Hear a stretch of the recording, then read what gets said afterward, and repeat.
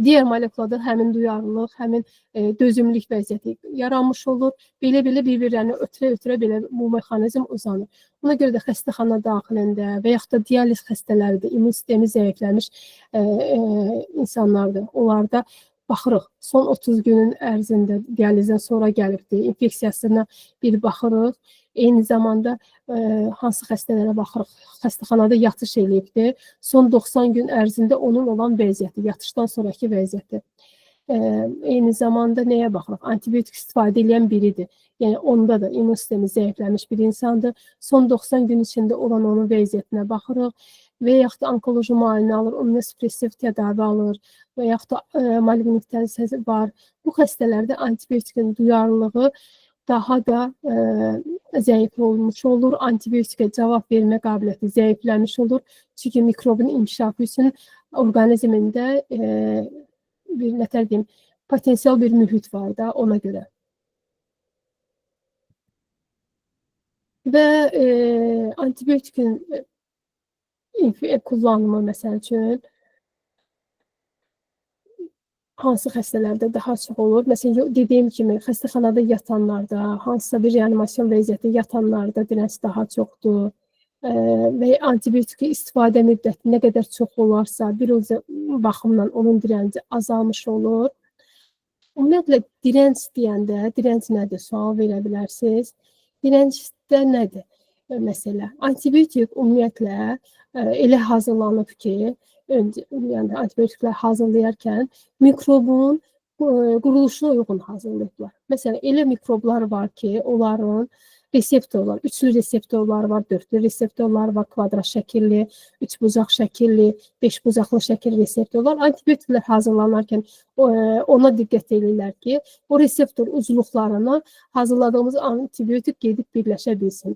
Üçlüyə gedir, üçlü reseptor birləşir, dörd bucaqlıya gedir, dörd bucaqlısı birləşir, antibiotikin, mikrobun beş bucaqlı qlaq formasına gedir, beş bucaqlı antibiotik birləşmiş olur. Amma dözümlülük mikroblarda, yəni özünü müdafiə etmə mexanizmi bir doğal məsələ gedə bilər, doğal olaraq özünü qorumağa çalışır. Bu zaman nə edir?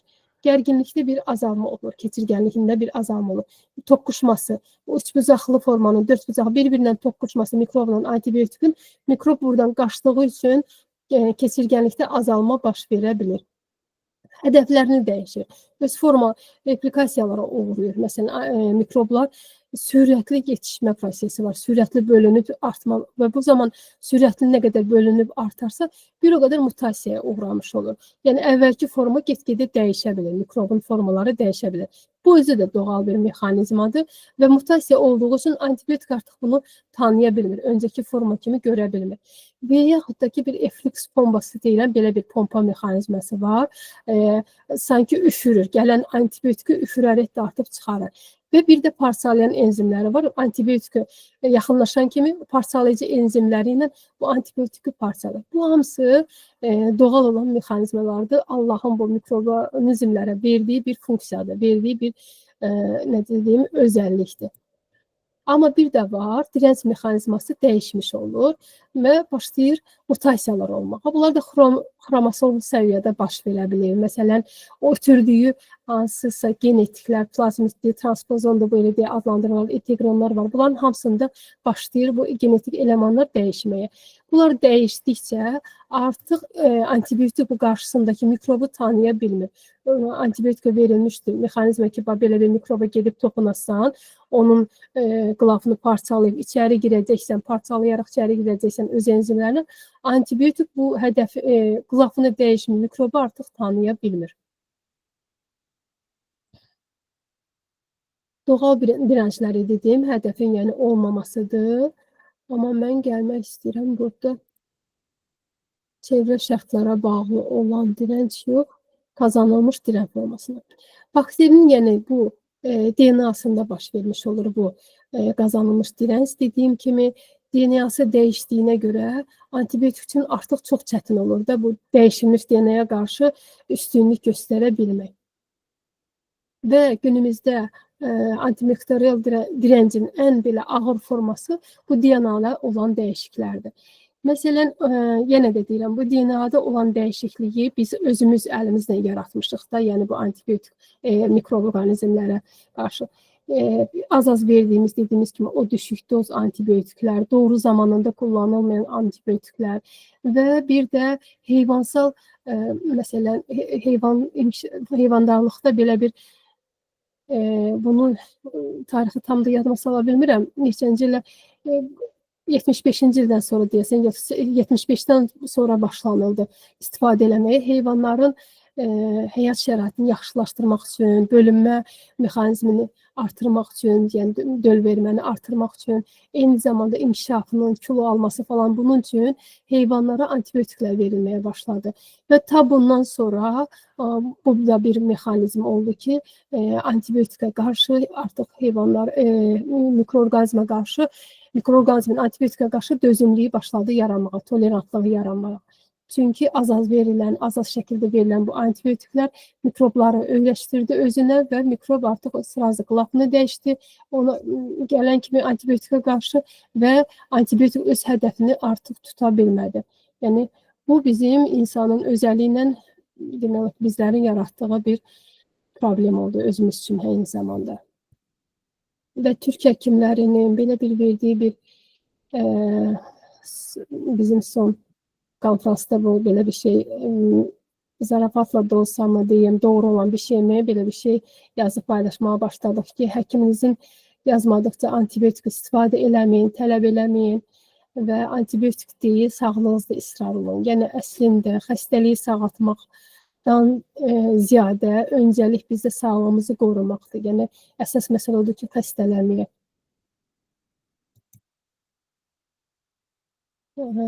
Antibiotikin sözündən irəli çıxsaq, mikrobların, daha doğrusu həyatına baxaraq desək ki, hər o verdiyimiz ki, az səviyyədə verdiyimiz o acı var ki, hansı ki, onları öldürmür. Öldürməyən acı da nə edir insanı? Gücləndirir. Necə ki, acılar çəkə-çəkə bir 30 ildən sonra torpaqlarımızı aldıq, yəni o acılar bizə dözüm verdi. Sizlər gənc nəsilsiz, bizlər o acıların içərisində böyümüşük də, belə deyək. Mənim hələ ki demək istədiyim sözlər budur, amma çox istərdim ki, suallar verəsiniz. Çünki suallarla mövzuya daha yaxşı vaqif olmaq olur da, daha yaxşı irəliləmək olur, konu haqqında daha yaxşı bilgiləriniz olur. Bəlkə mənim unutduğum bir şeylər ola bilər. Siz o məsələləri deyə bilərsiniz. O zaman ilk sual mən verim, doktor. Biz ümumiyyətlə hansı xəstəlikdə antibiotik istifadə etməyə məsləhət görürsünüz? Yoxsa ümumiyyətlə istifadə etməməmiz gərəkdir antibiotik? Yox, əlbəttə ki, istifadə eləməliyik, doktor. Yəni, əgər infeksiyon, bakterial mənşəli hansısa bir xəstəlik forması varsa, biz mütləq antibiotiklərə əl atırıq. Dediyim kimi, ilkin xəstə görürük, xəstəyə baxırıq. Bunda viral infeksiyadır mı, yoxsa infeksiyalaşıb bakterial bir infeksiyadır mı? Virallarda təyin eləməyimiz doğru bir şey deyil. Yəni, viral infeksiyalarda gözləyirik 3 gündən artıq davam edirsə, artıq bakteriyalaşma gedirsə, yəni bakterial infeksiya ilə ağırlaşması gedirsə, o zaman biz antibiotikə əl ata bilərik. Amma istifadə eləməməyimiz nəyə gətirib çıxarar? Bakterial infeksiyanın daha da ağırlaşmasına, dərinləşməyinə, sepsis, meningit kimi ağır halların əmələ gəlməsinə gətirib çıxara bilər. Ona görə də antibiotiki istifadəsi vaxtında, zamanında, düzgün dozada, düzgün seçim, xəstəyə uyğun seçim əsas məsələlərdən biridir. Bəs doktor, antibiotik dirənci neçə müddət istifadə etdikdən sonra yaranır? Antibiotik dirəncində yaranma mexanizması necədir? Bir, uzun müddət, amma bu vaxtı deyə bilmirəm mən əslində sizə. Çünki orqanizm də fərqlidir, istifadə olunan antibiotik də fərqlidir, dozanın necə seçilməsi də fərqlidir.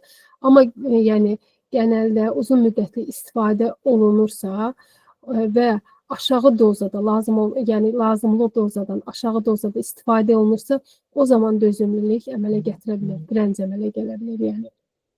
Baxanda məsələn analizlər olmasa, hələ analiz gəlməyib də xəstənin verincə, analiz gəlincə falan Necə bilmək olurmu? Elə bir şeylər varmı ki, üzünə gözünə baxanda ya əlamətlərinə baxanda bu viraldımı, bakterialdımı, onu ayırd eləmək kimi bir şeyləriniz varmı? Qazandığınız təcrübəniz, bitki yollarınız biləcəyiniz?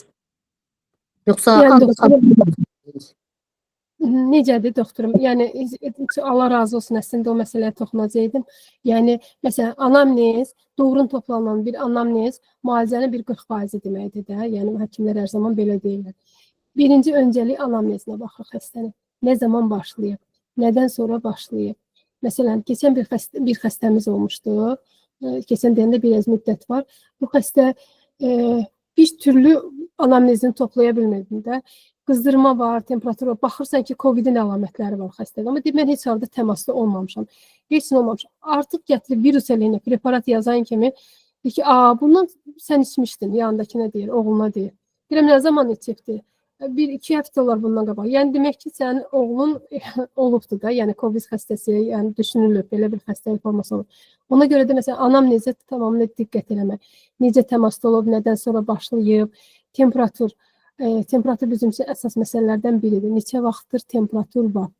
Öncəliklər tibbdə temperatur əyrisinə çox baxırdıq. Biz oxuyan vaxt yadınızdadırsa, səhər temperaturuna, axşam buna uyğun biz xəstəliyin diaqnozunu qoyurduq. İndi düzdür, diaqnoz şeyləri ki, çoxalıb, əlimizdə laborator imkanları çoxalıb deyə çox da temperaturu biz o qədər də ciddiyə almırıq da. Biz soruşuruq, amma o əyrilər məsələsinə çox da getmirik.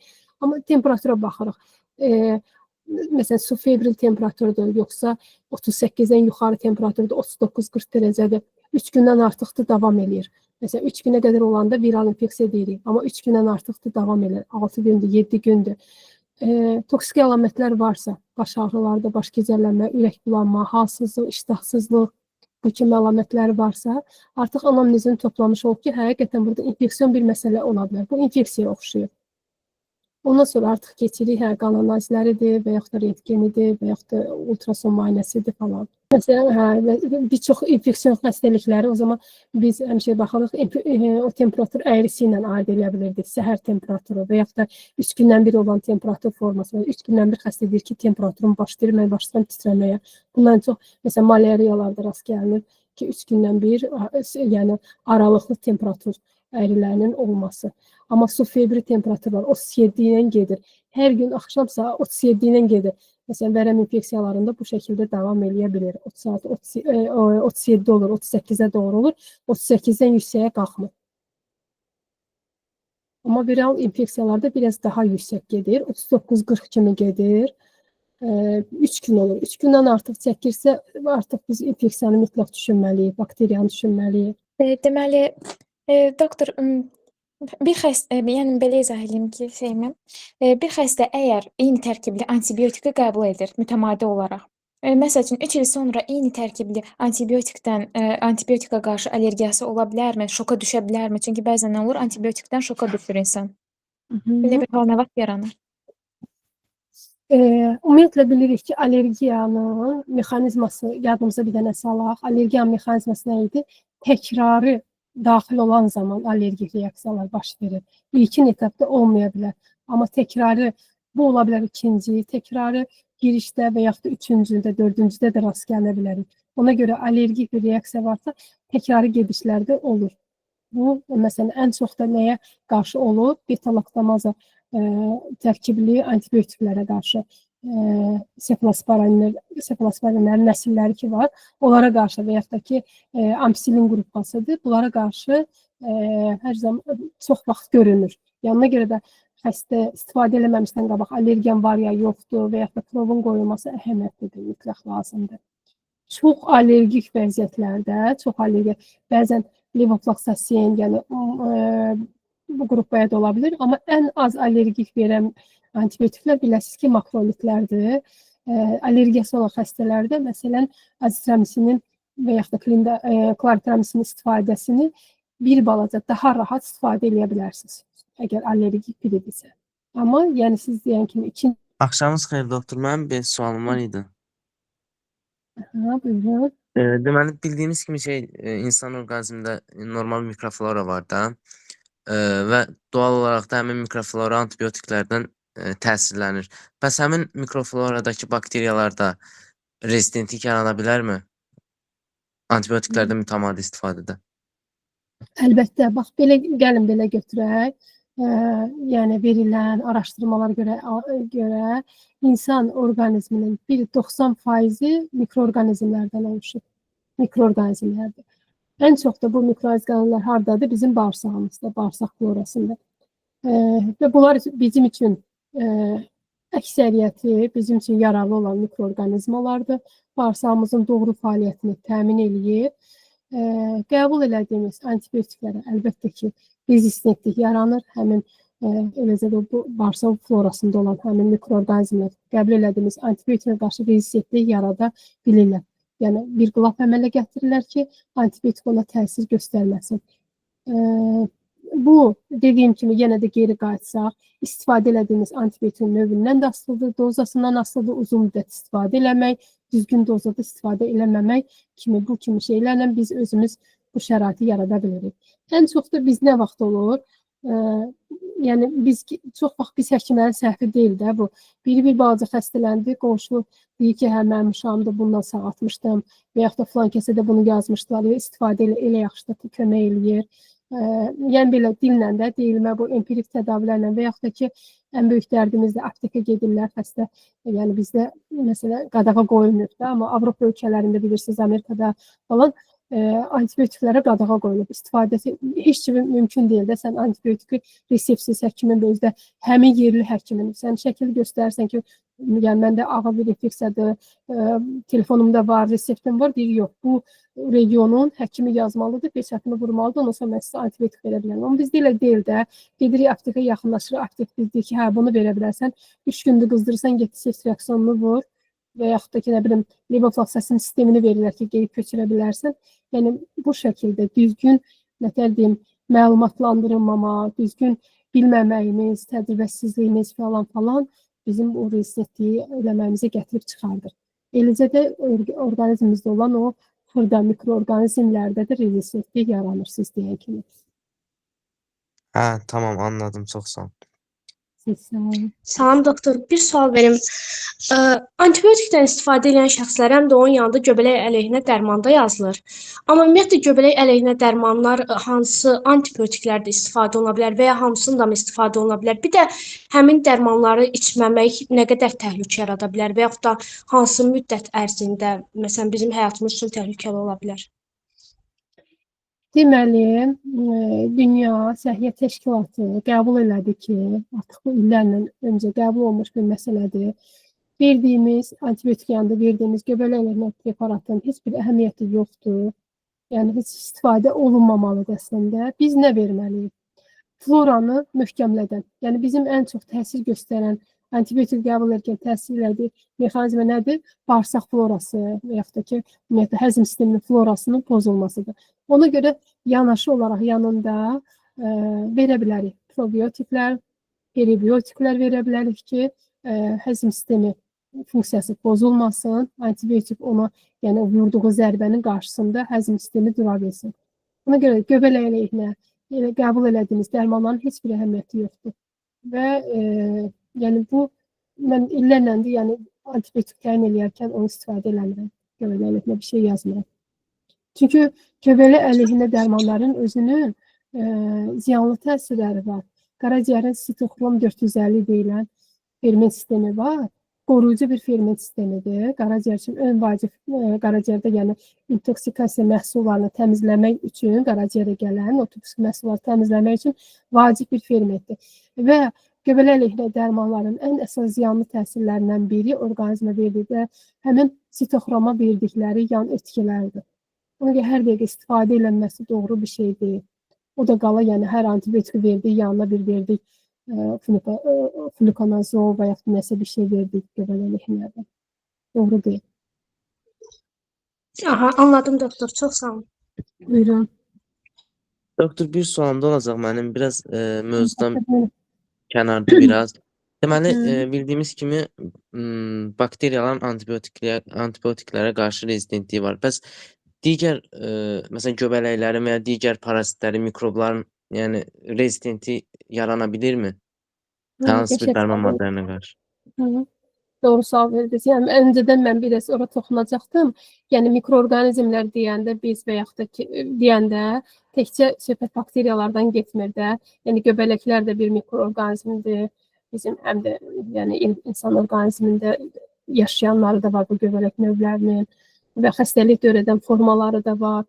Eyni zamanda viruslara qarşı bunların hər birinə qarşı bizim bir seçdiyimiz dərman metodları var da. Məsələn, antifungal dərman seçirik, antiviral virusa qarşı seçirik və yaxud da ki, təkcə virus deyəndə ağlımıza o qrip sökəm gəlməsin də. Yəni viruslar tutaq ki, orqanizmdə qədər problem çıxaran viruslar var. Hepatitlərin özünü nəzərə alsaq, sitomegalovirusun özüdür və digər virus növləridir.